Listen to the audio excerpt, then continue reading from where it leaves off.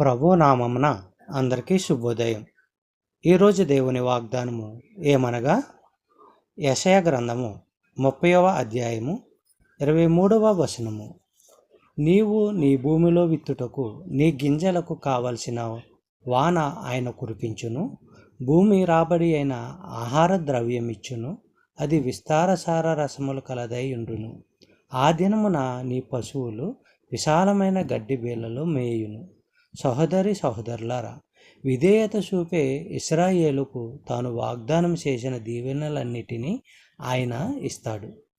ద్వితీయోపదేశ కాండము 28వ అధ్యాయము 1వ వచనము మనము పరిశీలించినట్లయితే, నీవు నీ దేవుడైన యెహోవా మాట శ్రద్ధగా విని నేడు నేను నీకు ఆజ్ఞాపించుచున్న ఆయన ఆజ్ఞలన్నిటినీ అనుసరించి నడుచుకొని ఎడల నీ దేవుడైన యెహోవా భూమి మీదనున్న సమస్త జనముల కంటే నిన్ను హెచ్చించును.